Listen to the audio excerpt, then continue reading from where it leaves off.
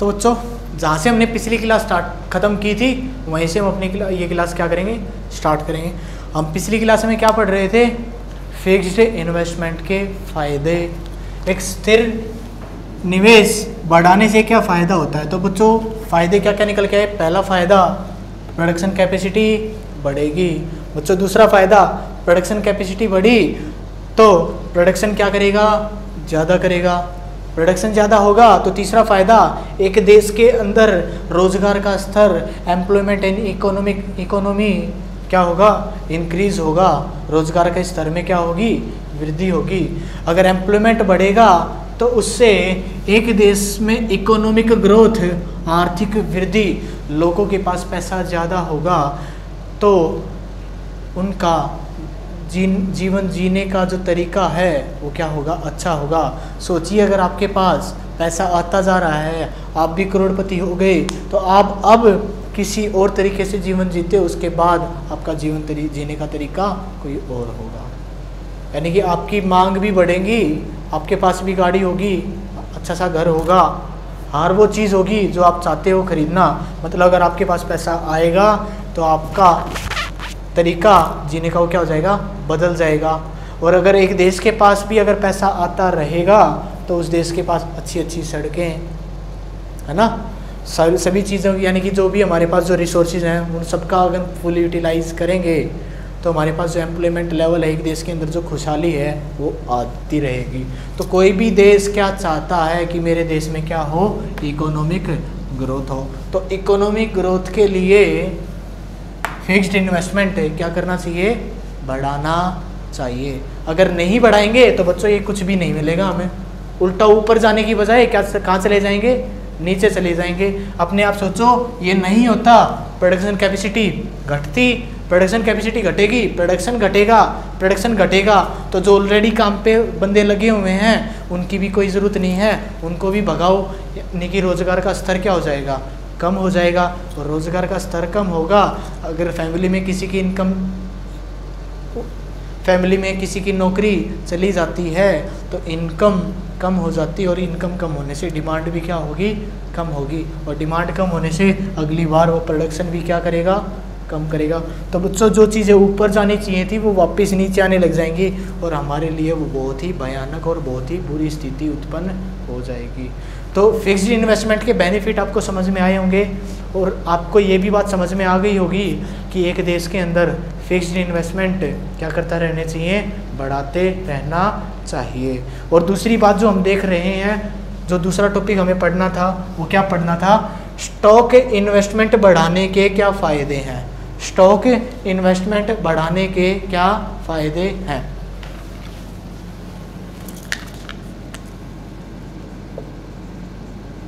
Stock investment,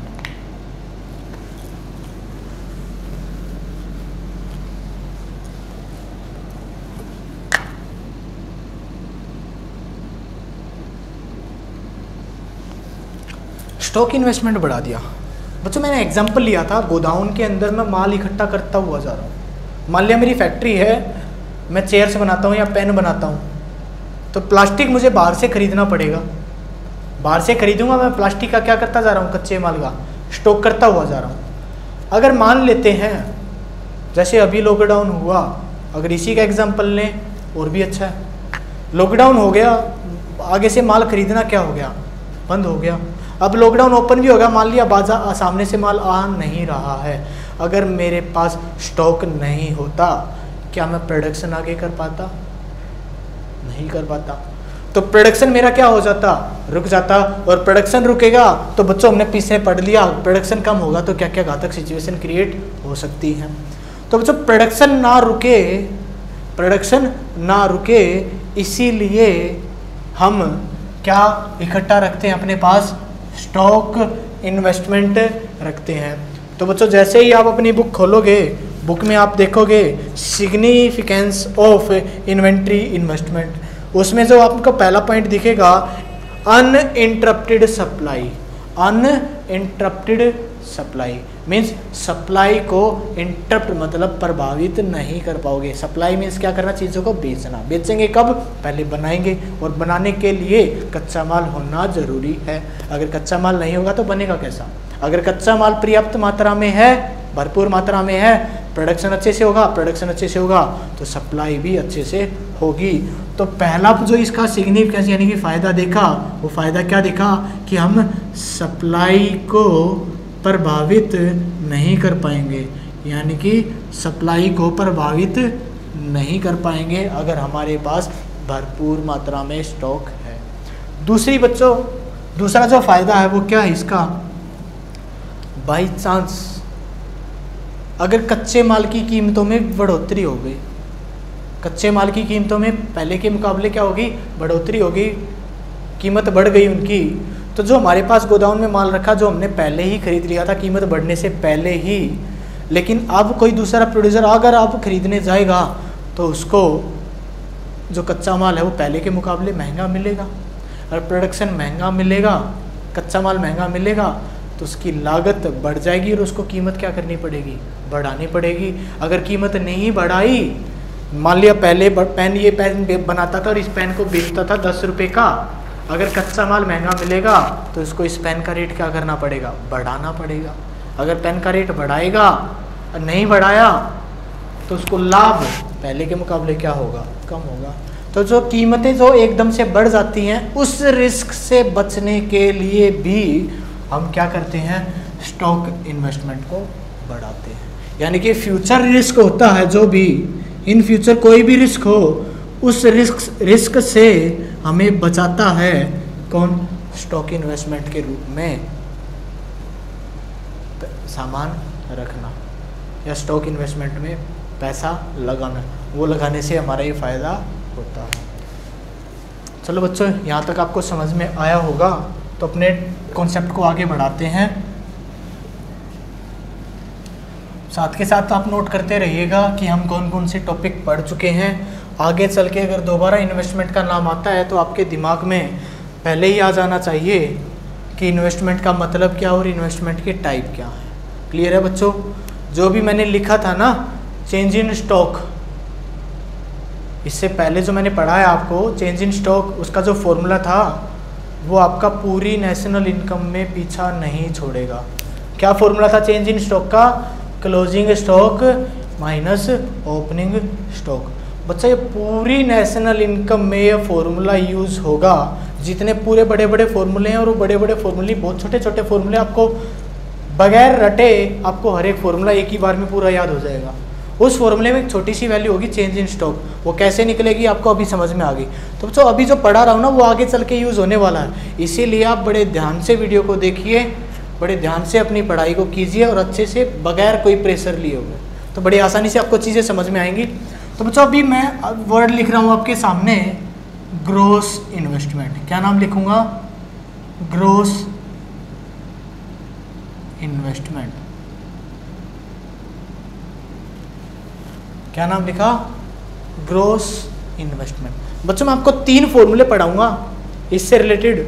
अभी एक formula हम पढ़ रहे हैं, दूसरा फॉर्मूला कुछ एग्जाम्पल, कुछ टॉपिक्स करने के बाद पढ़ेंगे। अब भी जो पहला फॉर्मूला है, अब मैं जो अंडरलाइन कर रहा हूँ सिर्फ उस वर्ड पर फोकस कीजिएगा, क्योंकि यहाँ लिखी हुई वैल्यू कुछ भी हो सकती है, लेकिन आगे का वर्ड वही रहेगा।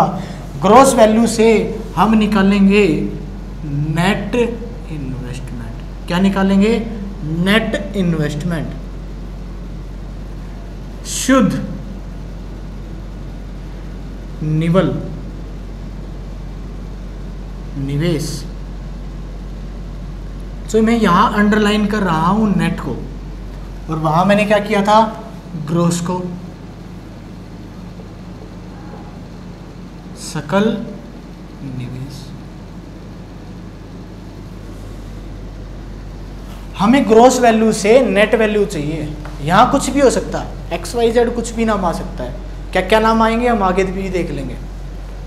यहाँ हमारा GI मीन्स ग्रोस इन्वेस्टमेंट, यहाँ है हमारा NI मीन्स नेट इन्वेस्टमेंट। मैं बात कर रहा हूँ आपकी G से N पर जाने की, ग्रोस से N पर जाने की।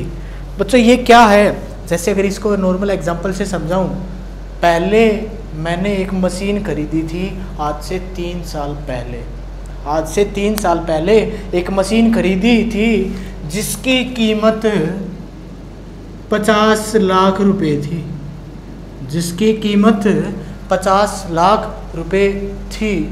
लेकिन अगर आज मैं उस मशीन को अगर बेचूं, अगर मैं आज उस मशीन को बेचूं तो मुझे कितना पैसा मिलेगा? 50 लाख मिलेगा या उससे कम मिलेगा? उससे कम मिलेगा, क्योंकि मैं उस मशीन को क्या कर चुका हूँ? यूज़ कर चुका हूँ, वो मशीन घिस चुकी है। इसीलिए उस मशीन की कीमत में क्या होगी? कमी होगी। मान लेते हैं आज उस मशीन की कीमत है वो कितनी है? 42 लाख रुपए। कितनी है? 42 लाख रुपीस। पहले कितनी थी? 50 लाख रुपए। कितनी वैल्यू कम हो गई? 8 लाख रुपए। 8 लाख रुपए वैल्यू कम होकर वैल्यू कितनी हो गई? 42 लाख रुपए। तो जो कम हुई वैल्यू उसको क्या बोलेंगे? यानी कि ग्रॉस इन्वेस्टमेंट में से कुछ माइनस हुआ, जिसको हम बोलेंगे डेप्रीसिएशन। डेप्रीसिएशन मीन्स मूल्य ह्रास। मूल्य ह्रास, डेप्रीसिएशन। क्या बोला? डेप्रीसिएशन। तो कुछ बच्चों को ये समझ में नहीं आया होगा ये ग्रॉस इन्वेस्टमेंट कहाँ से गया। तो बच्चों हमने इन्वेस्टमेंट के कितने टाइप पढ़े? 2 टाइप पढ़े। इन्वेस्टमेंट कितने टाइप का पढ़ा? 2 टाइप का। पहला कौन सा पढ़ा? Fixed investment. दूसरा कौन सा पढ़ा? स्टॉक इन्वेस्टमेंट, स्थिर निवेश, माल सूची निवेश। ये दोनों पढ़े। एक बात बताइए बच्चों, मशीन के ऊपर तो मैंने बता दिया कि मशीन की वैल्यू क्या होगी? डाउन होगी।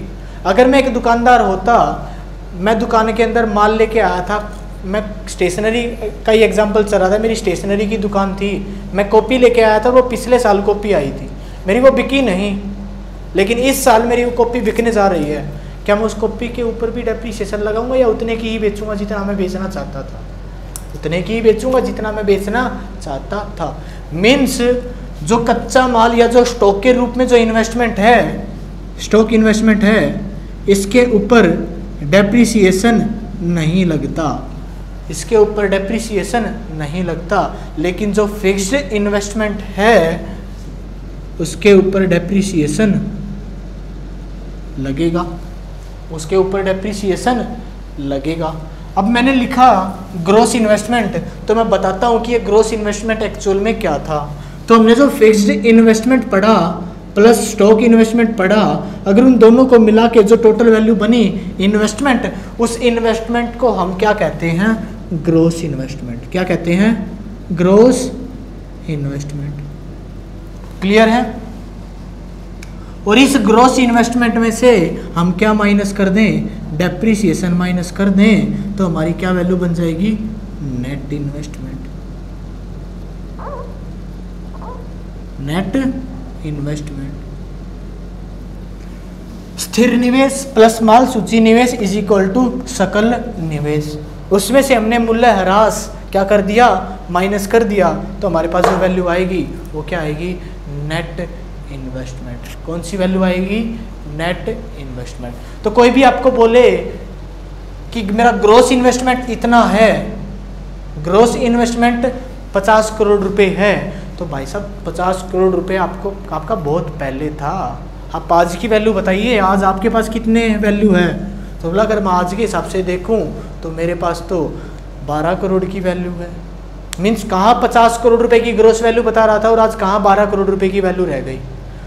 बीच का जो 38 करोड़ रुपए है वो क्या हो गया? डेप्रीसिएशन। तो एक्चुअल में इन्वेस्टमेंट देखने के लिए हम कौन सी वैल्यू को मेन प्रेफर देते हैं? हम मेन प्रेफरेंस नेट इन्वेस्टमेंट को देंगे, ग्रॉस इन्वेस्टमेंट को हम प्रेफरेंस नहीं देंगे। क्लियर है बच्चों? क्लियर? तो gross investment minus depreciation is equal to net investment. Clear है? नेट इन्वेस्टमेंट के क्या फ़ायदे होंगे? तो बच्चों नेट इन्वेस्टमेंट ज़्यादा है तो वही बात, नेट इन्वेस्टमेंट ज़्यादा होगा तो मशीनरी और स्टॉक सभी में, दोनों में पैसा क्या होगा? ज़्यादा होगा। तो दोनों के जो सिग्निफिकेंस हमने पढ़े तो दोनों ही वही क्या, नेट इन्वेस्टमेंट ज़्यादा, प्रोडक्शन कैपेसिटी ज़्यादा, प्रोडक्शन ज़्यादा, एम्प्लॉयमेंट ज़्यादा, इकोनॉमिक ग्रोथ ज़्यादा होगी, सभी चीज़ों में क्या होगा, बेनिफिट होगा। तो नेट इन्वेस्टमेंट के भी सिग्निफिकेंस आपको समझ में आ गए। ग्रोस इन्वेस्टमेंट इसके क्या पढ़ा हमने, फिक्स्ड इन्वेस्टमेंट के फ़ायदे आपको समझ में आ गए और स्टॉक इन्वेस्टमेंट के आपको फ़ायदे समझ में आ गए। तो जो मैं आपको कह रहा था कि पहला फॉर्मूला हम पढ़ेंगे तो उस पहले फॉर्मूले को आप नोट करके रखिएगा कि कोई भी ग्रोस वैल्यू से, किसी भी ग्रोस वैल्यू से नेट वैल्यू निकालने के लिए ग्रोस वैल्यू में से हम क्या माइनस कर देते हैं, डेप्रिसिएशन माइनस कर देते हैं। तो ग्रोस वैल्यू पहले की वैल्यू, नेट वैल्यू आज की वैल्यू, तो सकल वैल्यू माइनस मूल्यह्रास इज इक्वल टू शुद्ध निवल वैल्यू। शुद्ध को ही क्या बोलते हैं, निवल। क्लियर। तो जी minus depreciation is equal to N value. Clear है ना, ठीक है।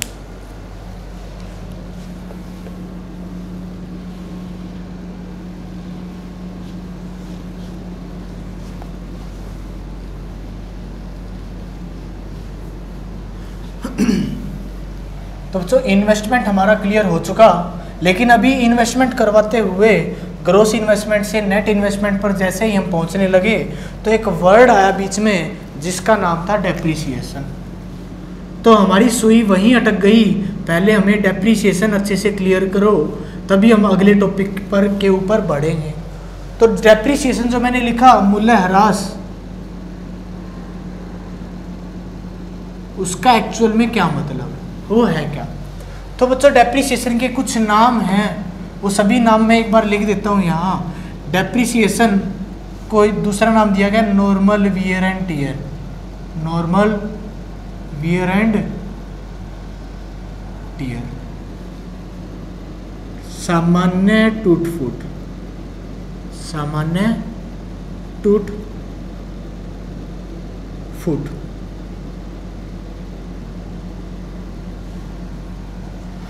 और बच्चों हिंदी में एक और नाम लिया जाता है इसका, घिसावट। चीजें क्या हो गई, घिस गई, इसीलिए उनकी वैल्यू क्या हो जाएगी, कम हो जाएगी। बच्चों एक और नाम होता है इसका, वो नाम होता है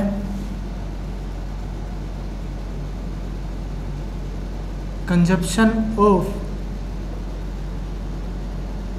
फिक्स्ड कैपिटल। जो फिक्स कैपिटल हमने लगाई थी, एग्जाम्पल लिया था उस मशीन का कि फिक्स पैसा लगाया 50 लाख रुपए का, फिक्स पूंजी लगाई 50 लाख रुपए की, जो क्या हो जाएगी, कम हो जाएगी, और उतनी ही कम होगी जितनी हम उसको क्या कर चुके हैं, यूज़ कर चुके हैं। तो बच्चों एक कंज्यूमर वस्तुओं का क्या करता था, उपभोग करता था, कंजप्शन करता था। तो जितना उसने कंज्यूम कर लिया उतनी वैल्यू कम हो जाएगी, बाकी बेच दो, यानी कि कंजप्शन। स्थिर पूंजी का उपभोग जितना हो गया, स्थिर पूंजी का उपभोग। तो बच्चों तीनों नाम आपको समझ में आए होंगे। किसी भी गुड्स की वैल्यू डाउन होना क्या कहलाता है, डेप्रिसिएशन कहलाता है। यानी कि जो भी वैल्यू है, जो कीमत है, वो लगातार क्या होगी, वो क्या हो जाए, कम हो जाए। लगातार नहीं, वो क्या हो जाए, कम हो जाए।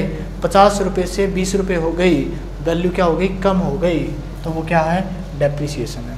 तो बच्चों अब डेप्रिसिएशन निकाला कैसे जाता है, तो यहाँ पर बहुत से अकाउंट के बच्चे होंगे, उनको पढ़ाया गया होगा कि डेप्रिसिएशन 2 टाइप का होता है। एक बोल दिया जाए लगातार 10%, हर साल 10% वैल्यू कम होगी।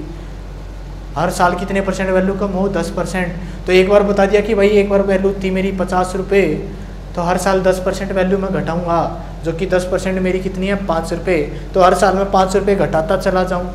एक तो तरीका ये कहता है, और दूसरा तरीका कहता है कि जो भी वैल्यू आए उस वैल्यू का 10%। जैसे पहले वाले एग्जांपल में क्या हो, 50 रुपये था, 5 रुपये डेप्रिसिएशन लगा, वैल्यू होगी 45।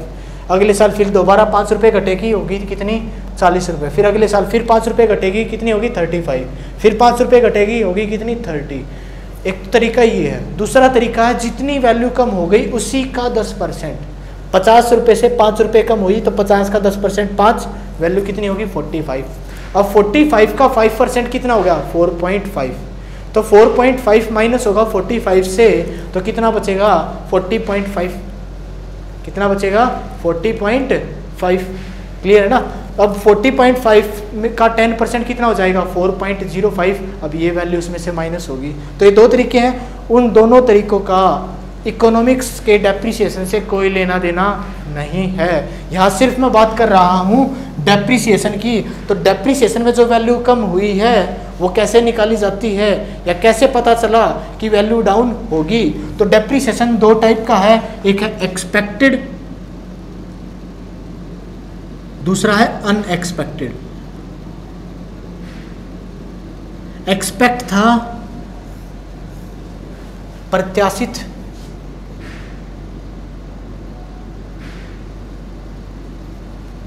अप्रत्याशित।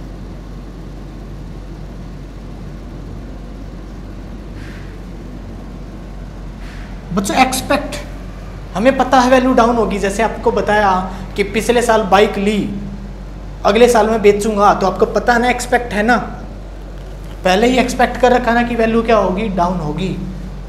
क्यों डाउन होगी? क्योंकि हम उसको यूज कर चुके हैं। दूसरी बात, जो मोबाइल कंपनी ने पिछले साल लॉन्च किया था, उस मोबाइल की आज की वैल्यू, नए मोबाइल की ही वैल्यू पुराने अगले साल क्या हो जाती है, कम हो जाती है। अगर उसी कंपनी से अगर वही मोबाइल लेने जाएं, वैल्यू क्या हो जाएगी उसकी, कम हो जाएगी। क्यों कम होगी? क्योंकि अगले साल तक टेक्नोलॉजी में चेंज होकर कोई नया मोबाइल और उससे अच्छा मोबाइल, उतने ही रुपए में उससे अच्छा मोबाइल हमें मिल रहा है। तो हम क्यों पुरानी टेक्नोलॉजी के पीछे भागेंगे? तो इसीलिए कंपनियां अपने नए प्रोडक्ट का प्राइस ही टाइम टू टाइम लगातार क्या करती रहती हैं, कमी करती रहती हैं, क्योंकि उन सभी को पता है, उन सभी को एक्सपेक्टेड है पहले से ही, क्योंकि नई टेक्नोलॉजी आएगी जिसकी वजह से हमारे प्रोडक्ट का प्राइस मजबूरन हमें क्या करना पड़ेगा, कम करना पड़ेगा। तो उनकी कीमत में क्या होगी, कमी होगी। और वो कीमत में कमी होना, वैल्यू कम होना, ये क्या कहलाता है, डेप्रिसिएशन कहलाता है। क्लियर है ना। तो दूसरा क्या था, अनएक्सपेक्टेड। जो अनएक्सपेक्टेड था वो क्या है, एक्सपेक्ट नहीं था इतनी वैल्यू कम हो जाएगी, अचानक से हो गया। प्राकृतिक आपदाएं, नेचुरल डिजास्टर वगैरह आ गए, एक्सीडेंट्स प्राकृतिक आपदा की तरह ही है एक तरीके से। कहीं जा रहे थे, भगवान ना करे किसी के साथ हो, बाइक खड़ी थी, कोई ट्रक साइड से जा रहा था, टायर फटा और बाइक के ऊपर गिर गया, तो बाइक बिल्कुल ख़त्म। किसी ने बिल्डिंग में इन्वेस्ट किया पैसा, तो बिल्डिंग में 50 करोड़ रुपए लगा दिए, भूकंप आया, बिल्डिंग गिर गई, तो पैसा 50 करोड़ रुपए की बिल्डिंग थी, अब कितने की रह गई, ज़मीन की वैल्यू रह गई।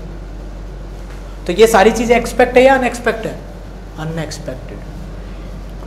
अचानक से वैल्यू बिल्कुल कम हो जाए जो हमने एक्सपेक्ट किया ही नहीं था, उस टाइप से अगर वैल्यू कम होगी तो वो कहलाएगा अनएक्सपेक्टेड डेप्रिसिएशन। तो डेप्रिसिएशन कितने टाइप का होता है, दो टाइप का, पहला एक्सपेक्टेड, दूसरा अनएक्सपेक्टेड।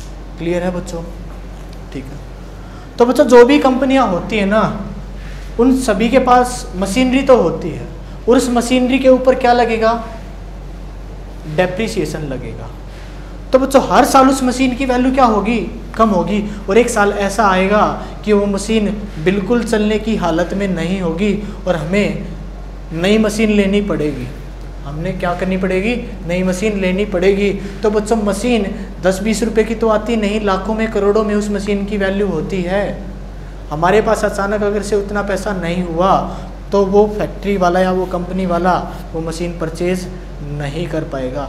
तो इसीलिए उसी प्रॉब्लम से बचने के लिए जो कंपनियां हैं उन्होंने एक अकाउंट बनाया, एक गुल्लक बनाया, जिसमें वे जो मशीन की हर साल वैल्यू कम हो रही थी उतना पैसा उस मशीन में क्या करते रहे, उस गुल्लक के अंदर वो क्या करते रहे, डालते रहे, ताकि जब ये मशीन बिल्कुल ख़राब हो तो हमारे पास अचानक से इतने बड़े अमाउंट में पैसे की रिक्वायरमेंट ना आए जो कि हम अफोर्ड ना कर पाएँ। उसी प्रॉब्लम से बचने के लिए उन्होंने उस गुल्लक का यूज़ किया और उस गुल्लक में पैसा डाला, जिसका नाम उन्होंने लिखा डेप्रिसिएशन रिजर्व फंड। डेप्रिसिएशन को रिजर्व करने का फंड, डेप्रिसिएशन रिजर्व फंड।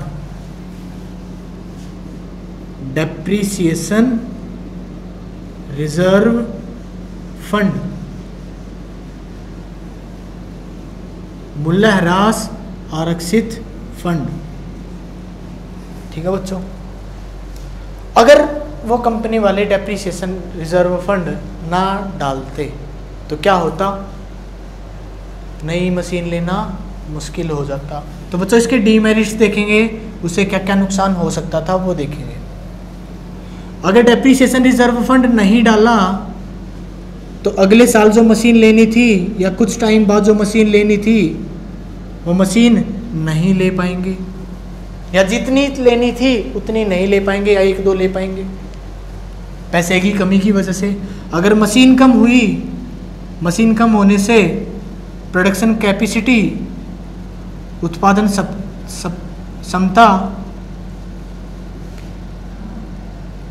उत्पादन क्षमता क्या हो जाएगी, कम हो जाएगी। प्रोडक्शन कैपेसिटी, उत्पादन क्षमता कम हो जाएगी, और उत्पादन क्षमता कम होगी तो उत्पादन कम होगा, और प्रोडक्शन कम होगा तो बच्चों एम्प्लॉयमेंट क्या होगा, रोजगार कम होंगे, और बच्चों रोजगार कम होंगे तो लोगों की आय का स्तर, इनकम लेवल वो क्या होगी, कम होगी। और बच्चों आय कम हो गई तो डिमांड, मांग क्या होगी, कम होगी, और मांग दोबारा कम हो गई तो प्रोडक्शन मजबूरन प्रोड्यूसर को क्या करना पड़ेगा, कम करना पड़ेगा, और फिर यही प्रोसेस चलता रहेगा। तो सोचो बच्चों, एक गुल्लक ना रखने से, यानी कि एक फंड ना डालने से कितना बड़ा नुकसान हो सकता था उस एक प्रोड्यूसर का भी और एक पूरे देश का भी। तो बच्चों मैं बार बार एक वर्ड यूज़ कर रहा हूँ, मांग। तो मैं एक आदमी की मांग नहीं कर रहा, मैं पूरे देश की मांग कह रहा हूँ। तो मैं बोल मांग रहा हूँ, आपको क्या समझना है, समग्र मांग, एग्रीगेट डिमांड। मैं समझाने के लिए आपको एक प्रोड्यूसर और एक कंज्यूमर का एग्जांपल ले रहा हूँ, लेकिन मेरा मेन इशारा किस तरफ है, पूरे देश की तरफ है। क्लियर है कि नहीं है? तो डेप्रिसिएशन रिजर्व फंड अगर नहीं डाला तो उससे क्या क्या नुकसान हो सकता है वो आपको समझ में आया? क्लियर? तो बच्चों अब तक हम क्या पढ़ चुके हैं, गुड्स के टाइप क्या पढ़ा, कंज्यूमर गुड्स, ठीक है। दूसरा क्या पढ़ा, capital goods, clear. Final goods, clear. Intermediate good, clear.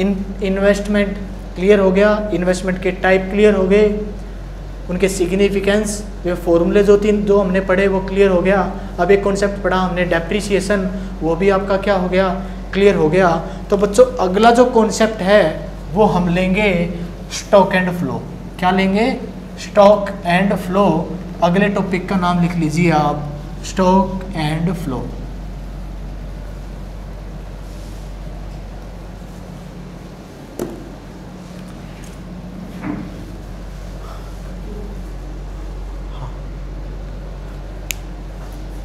तो बच्चों जो स्टॉक एंड फ्लो है वो हम अगली क्लास से स्टार्ट करें।